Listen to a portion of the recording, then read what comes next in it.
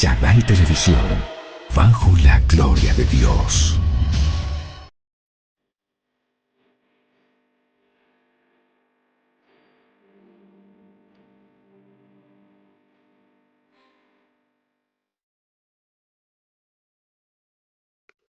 Bueno, buenos días. Para hoy tenemos un tema muy importante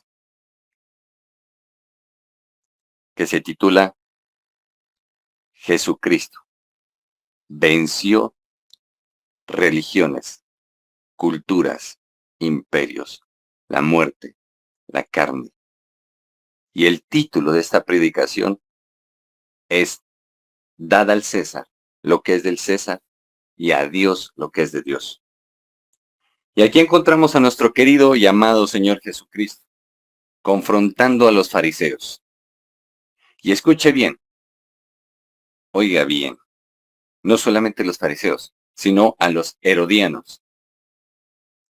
Y les dice, dad al César lo que es del César, y a Dios lo que es de Dios. ¿Y por qué? Porque estos precisamente buscaron tentarle para hacerle daño. Pero la gente no entiende todo el trasfondo sociocultural y político de estas palabras y de esta tentación. Hoy la vamos a ver. Vamos a ver lo que significa y la importancia que tiene Jesús a nivel histórico, a nivel religioso, a nivel cultural y sobre todo a nivel de salvación. Quiero que me acompañes por este viaje a través de las Escrituras, donde Dios nos permitirá escarbar en su palabra, conocer a claridad y entender la importancia de nuestro Salvador, que nada ni nadie lo va a poder reemplazar.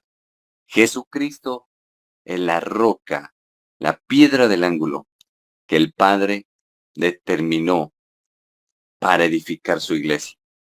Y nada ni nadie lo puede excluir. Ni ángeles, ni potestades, ni hombres, ni creación.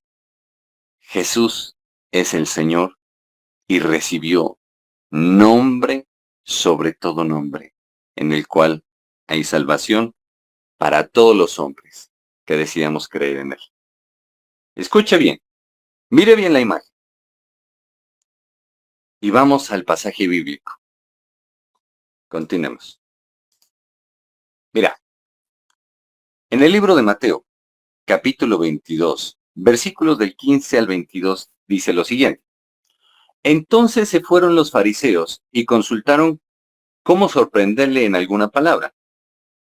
Y le enviaron los discípulos de ellos con los herodianos, diciendo, Maestro, sabemos que eres amante de la verdad y que enseñas con verdad el camino de Dios.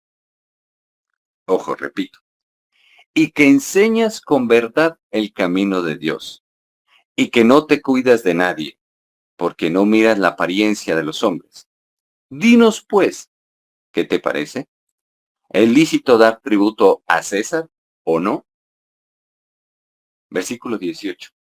Mire cómo es Jesús, tan inteligente, tan lleno de sabiduría, tanta presencia del Espíritu Santo de Dios. Lo hacía, lo hace y lo sigue haciendo, superior a cualquiera. Pero Jesús, conociendo la malicia de ellos, les dijo, ¿por qué me tentáis, hipócritas? Mostradme la moneda del tributo. Y aquí la tiene, mire. Se la señaló con el mouse. Mírela. Y le dijo, ¿de quién es esta imagen? Y la inscripción, versículo 21. Le dijeron, de César. Y les dijo, dad pues a César lo que es de César, y a Dios lo que es de Dios. Oyendo esto, se maravillaron y dejándole, se fueron. Escuche bien, Jesús nunca la tuvo fácil. Pero es que entendamos varias cosas. Lo primero, Jesús vino en condición humana, no en condición divina, sujeto a pasiones, así como usted y yo. Ahora, ¿qué hace la presencia del bendito Espíritu Santo de Dios? Nos hace mejores que 10 que ellos. Aquellos que decidieron servir a la carne, servir al placer, servir al mundo y servir a Satanás. Escuche bien. Así también refiere en el libro de Daniel, con aquellos sátrapas, llenos de halagos, llenos de cepillo, pero mañosos. Trataron de tentar a Jesús en alguna palabra para hacerlo caer, porque los fariseos y todas las sectas de aquella época buscaban matar a Jesús por envidia, porque ellos querían lo que Jesús tenía, pero no pudieron lograrlo, porque ellos no decidieron entregarse a Dios por más que estudiaron la palabra, por más que escudriñaron la Torá. Y de eso, de esa levadura, que es la hipocresía, debemos cuidarnos. Jesús lo dijo claramente. Obviamente, la inscripción es de César. Y entonces Jesús, de una manera magistral, inteligente, sabia, les dice de quién es la inscripción. Del César. Pues denle a César lo que es del César. ¿Qué era del César? Esa moneda. ¿Qué era del César? El imperio romano que estaba gobernando a Israel. ¿Qué es del César? El gobierno de esta tierra. Y dad a Dios lo que es de Dios. ¿Qué es de Dios? Escuche bien. Jesús estaba diciendo, César podrá ser el emperador de estas tierras, pero Dios es superior a él y es el dueño de la creación entera, incluyendo de César. Y entonces, ¿qué había que darle a Dios? Había que darle frutos de verdadero arrepentimiento. Había que darle adoración. Había que darle entrega. Pero escuche bien, el mensaje que Jesús tiene en los evangelios es revolucionario, porque el pueblo se había corrompido a causa de la mala doctrina de los sacerdotes que se habían amangualado con los romanos para no solamente dominarlos militarmente, sino también cauterizar sus conciencias. Y entonces hacerles creer que estaban agradando a Dios cuando realmente estaban agradando a César. Y entonces estos fariseos y herodianos estaban buscando que Jesús dijera algo en contra del imperio de Roma para que muriese de manera justificada. Ahora, vamos a hacer un recuento histórico. Acompáñeme, que Dios nos tiene un banquete para hoy poderoso, tremendo, como para chuparse los dedos. Continuemos. Préstele atención aquí. La imagen de la estatua que Daniel vio. Escuche bien. Daniel vio esta estatua a través de una visión que Dios le dio. Y Daniel estuvo, mejor dicho, mucho tiempo antes que Jesús. Pero escuche bien, Jesús es mayor que cualquier de los profetas, cualquier de los reyes, emperadores y demás. Tengamos en cuenta lo siguiente. Israel pasó por 7 imperios. El egipcio, el asirio, el babilónico, el persa o medo-persa, el griego de Alejandro Magno y finalmente el romano. Pero usted dirá, pero hasta ahí nomás hay 6. En el tiempo de los griegos, los macabeos se levantaron en contra de los griegos porque querían helenizar la cultura judía y querían que los judíos adorasen a los dioses griegos. Y un general del ejército de Alejandro Magno obligó a un sacerdote a adorar a un dios griego. Y entonces, este hombre de Dios se levanta, no el sacerdote, sino precisamente aquellos líderes macabeos. Se levantó, atraviesa con la espada tanto al general griego como al sacerdote por no haber permanecido fiel a Dios. Y se levanta una guerra de guerrillas entre los macabeos y los griegos. Los macabeos tenían respaldo del Imperio Romano, quienes les dieron estrategias, armas y les ayudaron a vencer. Y entonces aparecen dos tribus que son importantes en Israel, o que toman importancia en Israel. Una de ellas, de las que se desprende Herodes, quien va a estudiar a Roma y se hace amigo del emperador. Y entonces se vuelve el títere de Roma en el tiempo de Jesús. Pero bueno, enfoquémonos aquí. Escucha bien. Daniel tiene la visión. Babilonia, del 605 al 539 a.C. La cabeza dorada de rey Nabucodonosor. El cuerpo de plata. Imperio Medo-Persa, 539 a 331 a.C.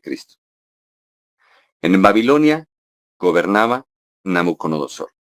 En el Medo-Persa gobernaba Ciro y Darío. Grecia, Alejandro Magno, bronce. Escucha bien. 331 a 168 a.C. Y luego Roma, 168 al 476 antes de Cristo y después de Cristo. Y luego vendrían los imperios bárbaros, que son los estados europeos. Escuche bien, preste la atención. En el libro de Daniel, capítulo 2, versículo 39, Daniel dice a quién. Le dice a Nabucodonosor, le dice lo siguiente. Y después de ti, le está diciendo Daniel a Nabucodonosor, se levantarán otro reino inferior al tuyo. Y luego un tercer reino de bronce, el cual dominará sobre toda la tierra. Y escuche bien, porque es que Dios dirige, escribe y reescribe la historia. Esta es una profecía condicional o incondicional. ¿Cómo se cumple la historia? La predicción se cumpliría independientemente de la actitud de las personas involucradas. Escuche bien. Entonces, Babilonia, ya vimos las épocas. Del 605 al 539 a.C. abundaba el oro. Isaías, capítulo 14, versículo 4, hasta Jeremías, capítulo 51, versículo 7. Medo-Persa, de los años 539 al 331 a.C., inferior en esplendor. Su sistema tributario se basaba en la plata. Oro la cabeza, el oro significa máximo nivel de autoridad y divinidad. Por eso Dios mandaba recubrir las cosas del tabernáculo de Moisés con oro. Plata, redención. Y eso está en el Medo-Persa. ¿Ya? Acuérdase, los pilares del tabernáculo de Moisés tenían unas bases de plata. Hablando de la redención de nuestro Señor Jesucristo. Grecia, bronce. Años 331 al 168 a.C. Hombres de bronce. Herodoto, 152. Roma. Vendría a ser, escuche bien, vendría a ser el brazo o el imperio de hierro. Años 168 a.C. y 476 después de Cristo. El imperio de hierro, fuerte tanto en lo militar como en lo político. Ellos, cultura, que gobernaban, que invadían, absorbían lo mejor de esa cultura y la mezclaban. Trataban de llevar a la gente a vivir como se vivía en la capital, en Roma. Y esto tendría que ver en todo contexto, militar, político, cultural. Y dentro de eso, mezclaban las religiones. Y esta última, Europa, 476 después de Cristo, que se espera la segunda venida, unidos por alianzas humanas. Por eso los pies, barro, que representan la humanidad, algo débil, pero siempre divididos. Ya tenemos claridad de que Israel tuvo que pasar por 7 imperios. Cuando a los macabeos les ayudaron los romanos, quedan libres. ¿Y qué acontece? Que después Roma reclama a Israel como una provincia del Imperio Romano. Continuemos. Vemos un poquito más. Ya vimos la historia en cuanto a lo que eran los imperios y tuvieron lo que tuvieron que vivir los israelitas.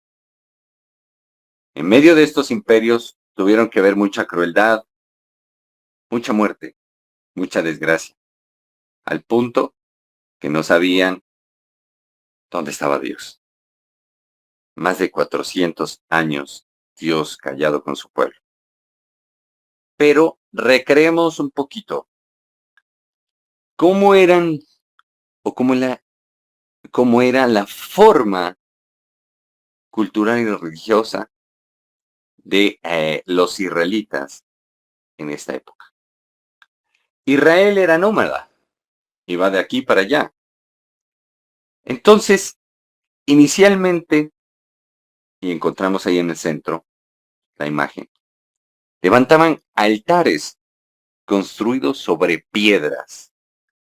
Esas piedras eran las promesas que Dios había dado a Israel.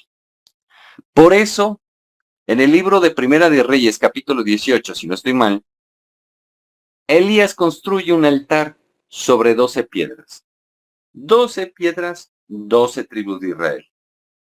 E invoca el nombre de Dios sobre Baal y sobre sus profetas, y Dios hace descender fuego, haciendo volver al pueblo a él.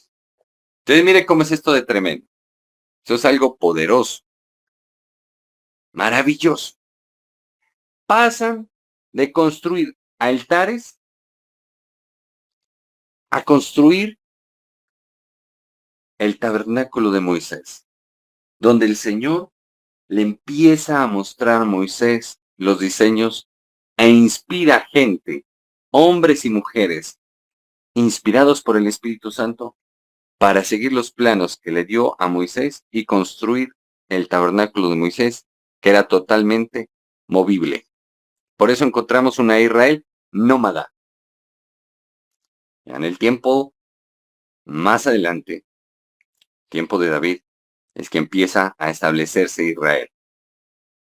Incluso unos tiempitos atrás del rey David. Pero donde más tiene estabilidad y desarrollo es en el tiempo del rey David. Y entonces vemos a aquellos israelitas que están transportando el tabernáculo de Moisés, el candelabro de 7 velas y así sucesivamente. Luego pasan a la otra imagen, templo de Jerusalén. Escuche bien, este es el templo en Jerusalén actualmente. En este templo se congregan las 3 religiones más importantes del mundo: el judaísmo, el cristianismo y el islam. Siempre ha habido esa pugna, esa guerra. Se dieron las cruzadas. Jerusalén siempre ha estado en guerra. Vinieron turcos, árabes, incluso las cruzadas católicas o papales, y siempre ha estado en conflicto. Es una cosa tenaz. Bueno, ahora sí, vamos a ahondar un poco más, ya teniendo claro hasta el momento cómo ha sido el contexto histórico de Israel y su religión, su creencia, su adoración a Dios. Continuemos. Escuche bien. Nos ubicamos exactamente en el templo actual en Jerusalén. Este está ubicado en el Monte Moriah. Monte Moriah. ¿Qué simbología tiene este monte? Préstele atención. En este monte fue donde el Señor le ordena a Abraham sacrificar a Isaac. Y entonces le dice, ahora toma tu hijo, tu único hijo, Isaac, a quien amas, y vete a la tierra de Moriah y ofrécelo allí como holocausto en los montes que te diré. Todo esto es bíblico. Si usted se da cuenta, la arquitectura de Israel siempre escoge montes que son significativos. Y este monte se puede ver claramente desde el monte de los olivos, donde Jesús subía a orar continuamente. Entonces mire cómo todo es un proceso. Pero como no somos judíos, no logramos captar qué es lo que nos están diciendo las escrituras. Pero para eso es importante poder estudiar a profundidad. Y aquí vemos una maqueta de Israel y del segundo templo, construido por Herodes. Escuche bien, pasaron de ser nómadas, pasaron de hacer altares de piedra a tener un templo. En el tiempo del rey David,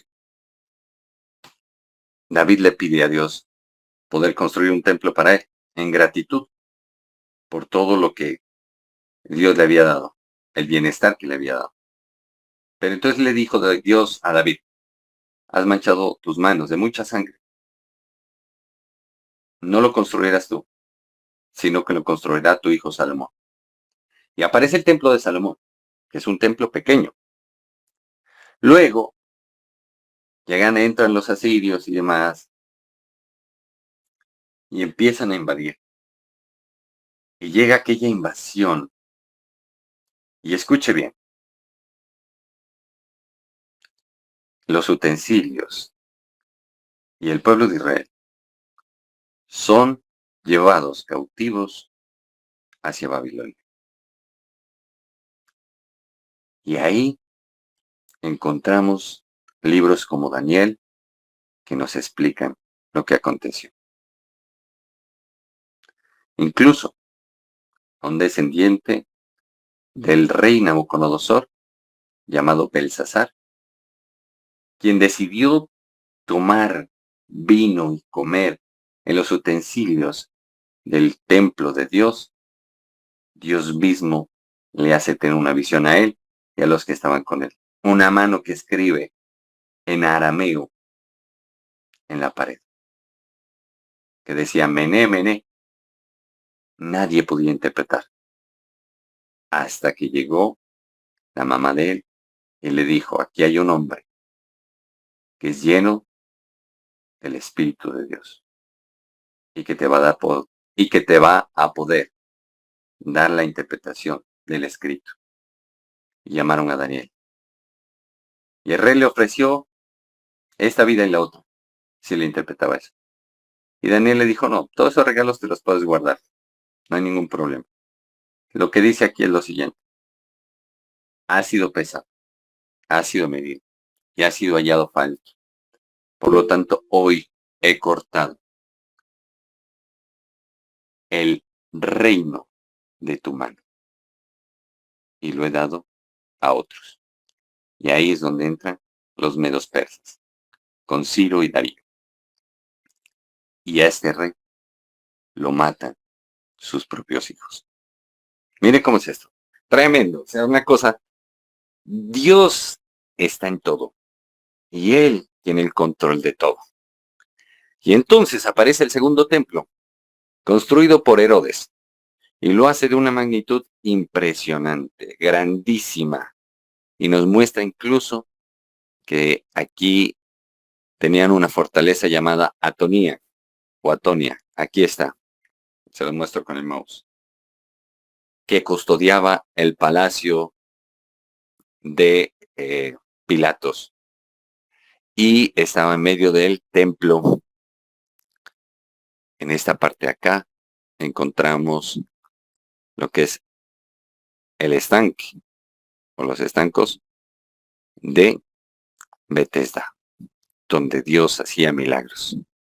Y entonces nos lleva aquí a este templo y encontramos una puerta, la puerta de Azazel. ¿Y por qué Azazel?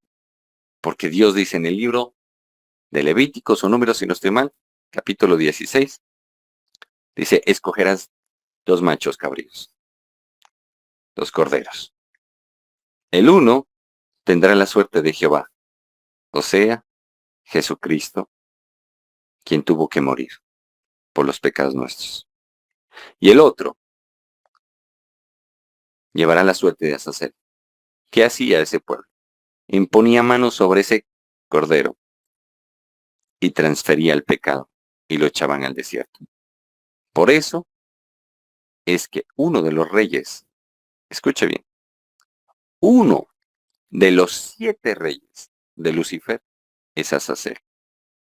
Tiene forma de macho cabrío, tiene alas y tiene una cruz donde aparece Cristo sin cabeza. Y es una de las prácticas del satanismo que cogen una cruz y la rompen y la arrojan, representando que no quieren nada con Jesucristo. ¿Por qué desechan a Jesús? Porque es a través de él que hay salvación, vida eterna, conocimiento de Dios y que el hombre pueda adquirir salvación. Mire lo tremendo que es esto. Por eso es importante que nosotros conozcamos todo lo que está diciendo las Escrituras y que la gente desconoce. Como no conoce, entonces el pueblo se desvía y se pierde. Mientras usted está luchando entre su carne y entre servir a Dios, no sabe todo lo que tiene el contexto espiritual para que usted y yo seamos salvos y podamos así ser redimidos por el sacrificio de Jesús. Continuemos. Mira, aquí encontramos el templo. Encontramos que el templo fue construido por Herodes. Acceso a los patios internos del templo de Herodes ocurría por 10 puertas, por los que los judíos podían entrar. Una vez adentro había varias cámaras y patios en donde se llevaban a cabo los sacrificios. Y escuche bien, vamos a ver parte por parte. La primera, el número 1, aquí que les estoy señalando con el mouse. Cámara de los sacerdotes y el almacén. El número 2, aquí, el lugar santísimo. El 3, el velo. Este velo se rompió cuando Jesús murió, significando, ese velo se llamaba la vida, ojo, significando que teníamos entrada. Por el sacrificio de Jesús tenemos entrada a la gloria de Dios, a la presencia de Dios, al lugar santísimo. Por eso, Jesucristo es demasiado importante. Y aquel que quiera quitarle la importancia y te quiera predicar de otras cosas que no sea lo importante que es Jesucristo y su palabra en nuestras vidas, pues sencillo, no está conforme al Espíritu de Dios. Cuarto, el altar del incienso, aquí donde la gente oraba en el lugar santo. Quinto, mesa de propiciación, aquí donde estaban los panes y levadura, la palabra de Dios. Sexto, el candelabro, el de 7 velas, que representa la presencia de Dios y sus 7 espíritus derramados en la tierra. Está en Apocalipsis capítulo 5, versículo 6. Y séptimo, el pórtico. Recuerde, 3 velos. El primero, el camino. El segundo, la verdad. Y tercero, la vida. El camino, el rostro de Jesús. El hombre perfecto. El segundo, la verdad, donde la gente ya era sacerdote de Dios y entraba a servir a Dios. Y la vida, donde Dios permite tener vida eterna. ¿Y cuál es la vida eterna? Dijo Jesús en el libro de Juan, capítulo 17, versículo 17, que te conozcan a ti, el único y sabio Dios, y a Cristo, al que enviaste. Mire, y aquí encontramos lo siguiente. Aquí, mesas para degollar. Tenían que sacrificar. Patio de los sacerdotes, en esta parte de acá. Encontramos el altar. El altar estaba construido por madera de acacio, por bronce. Tenía que tener fuego. La madera de acacio simbolizaba Jesús, el hombre perfecto. El bronce, el sufrimiento. Como dijo Isaías, varón de dolores. Y dice la Escritura que Jesucristo, por cuanto sufrió, aprendió a obedecer a Dios. Y el fuego, la presencia del Espíritu Santo de Dios. Jesús también tuvo que doblegar su carne. Por eso tuvo que entrar en un ayuno de 40 días y 40 noches. Aquí la fuente, donde los sacerdotes lavaban sus vestiduras. ¿Cuál es la fuente?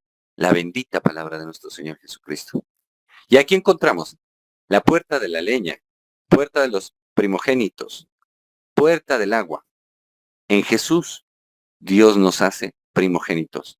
Esto estaba en las puertas del sur, patio de los gentiles. Por estas puertas, en este patio, tendríamos que estar nosotros.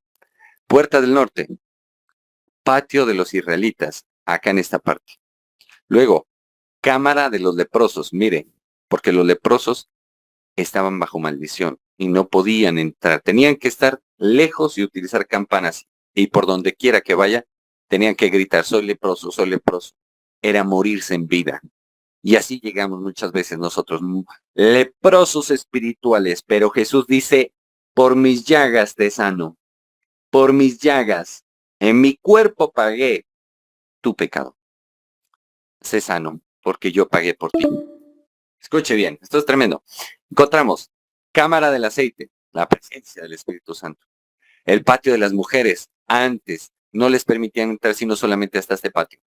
Sin embargo, Dios tuvo y ha tenido siempre intimidad con ellas. Cámara de la leña, cámara de los nazareos, los dedicados a Dios. Puerta la hermosa, donde Pedro sanó a un paralítico con el poder de Jesucristo, del Espíritu Santo de Dios. Patio de los gentiles, por aquí tocaba entrar. ¿Se ve cómo es el asunto? Continuemos. Mire, Jesús tuvo que encontrar a estos sectarios de los fariseos y los herodianos. Pero entendamos un poquito. Veamos aquí el plano. Primero, ¿quiénes eran los fariseos? Un grupo político y religioso en contra de las costumbres griegas o helenistas, porque la historia de Israel se dividió en dos, en las tribus del norte y las del sur, Judá e Israel. Los helenistas, los que habían cedido a la cultura de Alejandro Magno y sus legiones, y aquellos que se mantenían puros para Dios en el judaísmo. Los saduceos, grupo de judíos aristócratas, pertenecientes a la clase social alta, encargados de mantener la paz entre judíos y romanos. Estos mezclaron lo que eran las costumbres de los romanos y el judaísmo. Y dicen los estudiosos que los que estuvieron detrás de la crucifixión de Jesús fueron los saduceos, sino que los fariseos en ese tiempo recibieron el poder sacerdotal. Los esenios, una secta judía, vivían en comunidad, observaban la ley judaica muy estricta, practicaban bautismos, eran apocalípticos y contra el sacerdocio del templo. De aquí dice que se desprende Juan el Bautista. Los estudiosos dicen eso. Los esenios, averígüese quiénes fueron los de la cueva de Qurán, donde transcribieron manuscritos del arameo, los pasaron al griego koiné y al códice romano. Por eso, el Nuevo Testamento está muy influenciado por la parte romana, tanto en sus escritos como en su cultura. Los celotes, una secta rebelde, odiaba al Imperio Romano y eran violentos, esperaban un Mesías guerrero para poder ser liberados. Escuche bien, por eso las expectativas que tenía la gente de aquella época, de la época de Jesús, era que vendría un Mesías a libertarnos del poder militar de Roma.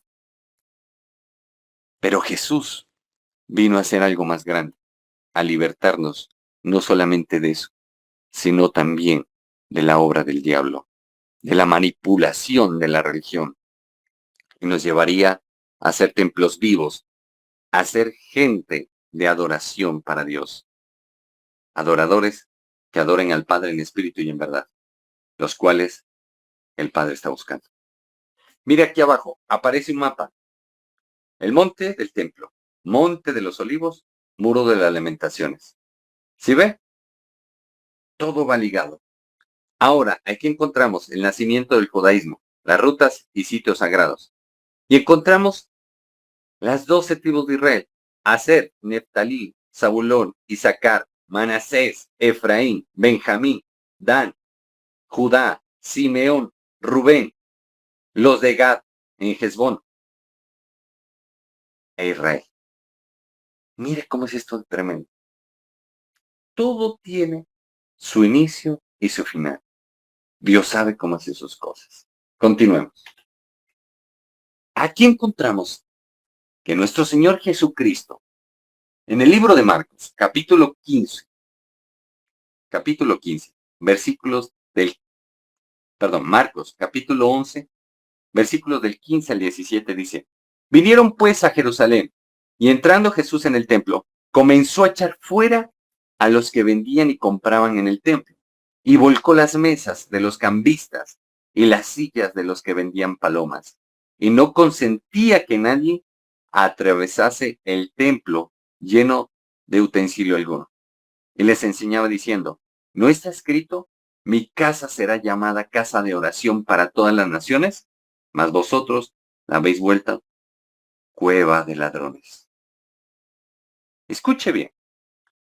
El Señor quiere que si vamos a su casa, que si nos vamos a congregar en su nombre, nosotros como sacerdotes llevemos al pueblo a conocer a Dios, a conocer a Jesús, Dios Padre y Dios Espíritu.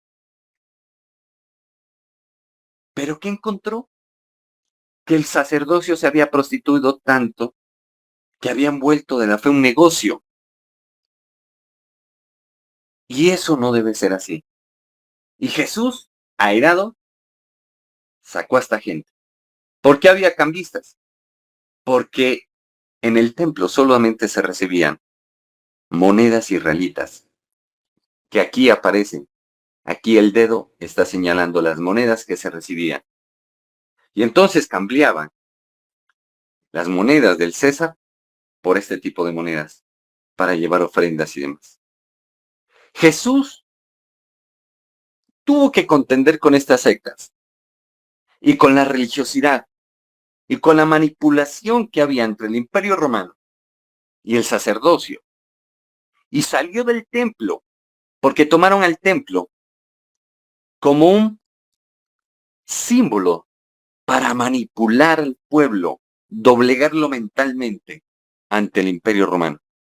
Mas Jesús desarrolló su predicación y su ministerio en la parte rural, ahí donde estaban los campesinos, y empezó a hacer milagros, sanidades y demás. Y escucha bien, Jesús aquí le está recriminando a los sacerdotes. Les dice, ustedes han vuelto mi casa una cueva de ladrones. Mi casa tenía que ser una casa de oración para todas las naciones, mas ustedes han vuelto negocio esto. Y mire, vamos a ver dos mapas. El primero, para que te lleves una idea de cuán poderoso era el Imperio Romano. Pues aquí encontramos la cartografía del Imperio Romano. Todo lo que está en rojo hacía parte del imperio. Mire, Britania, Germania, Bélgica, Galia, Aquitania. Encontramos España, que es Hispania. Mejor dicho, Italia, Asia, Macedonia, Arabia, Siria, África, etcétera. Mire el poder que tenían estos romanos. Pero Roma no pudo contra el Hijo de Dios. Es más, hasta el mismo Pilato no encontró culpabilidad en Jesús. Continuemos. Y aquí encontramos geografía donde se desarrollaron los evangelios. Cesarea de Filipo, Galilea, Cafarnaún, Betsaida, Gadara, donde estaba el endemoniado gadareno, Caná, Nazaret, Tiberias. Y aquí encontramos, aquí en el mar de Galilea, fue donde Jesús caminó sobre las aguas y se les apareció a los discípulos. Y Pedro caminó sobre las aguas. Iban a Gadara, acá, donde era una región donde muchos soldados romanos iban a pasar su jubilación y demás. Una cosa bien tremenda. Y ahí Dios, Jesucristo nuestro Dios y Señor, libera a este joven de semejante legión de demonios. Continuemos. La palabra evangelio en la carta a los romanos. ¿Qué significado tenía? Es una palabra romana que indica buenas nuevas, donde el emperador daba a conocer que perdonaba los impuestos, que perdonaba la vida de aquellos ladrones o los que estaban condenados a muerte. Pero en Romanos capítulo 1, versículo 17 dice, de hecho, en el evangelio se revela la justicia que proviene de Dios, la cual es por fe, de principio a fin, tal como está escrito, el justo por la fe vivirá. Y si nosotros tenemos fe, tenemos que acoplarnos a la palabra de Dios.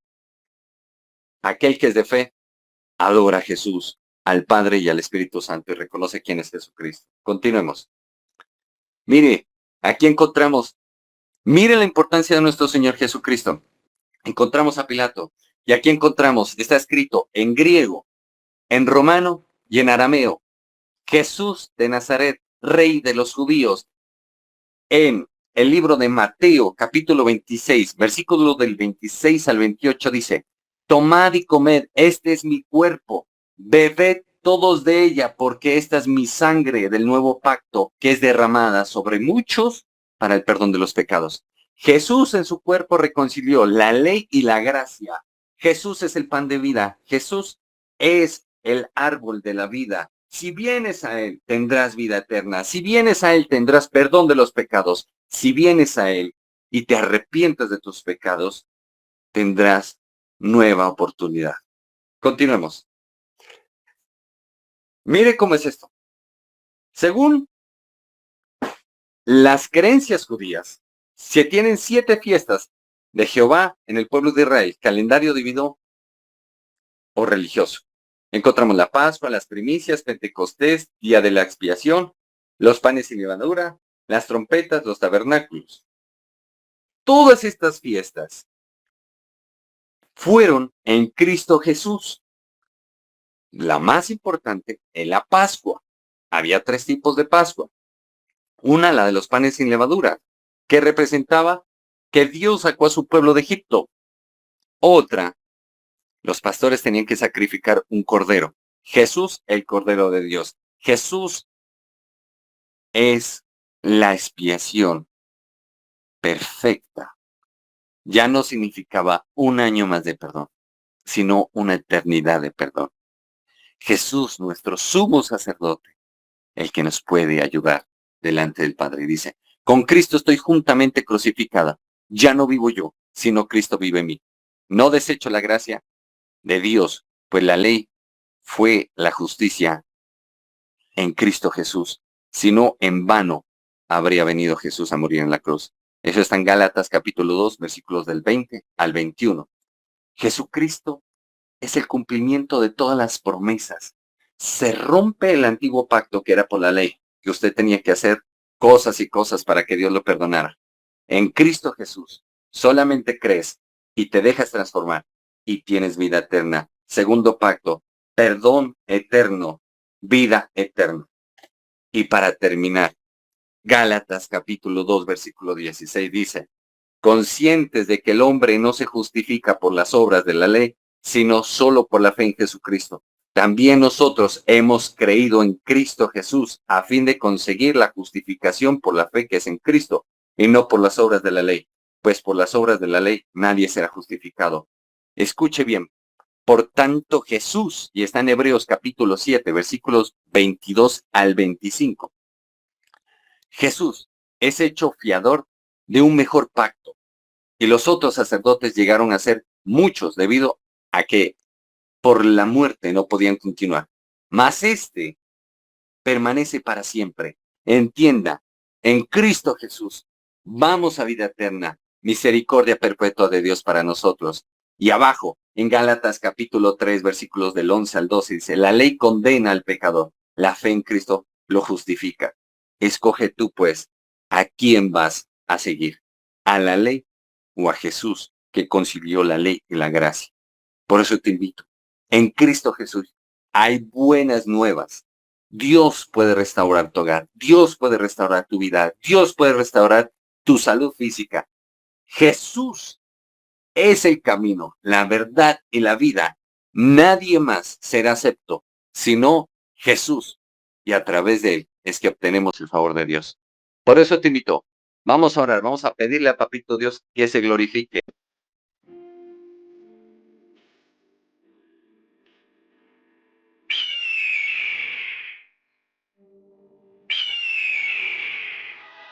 Chadai Televisión, bajo la gloria de Dios.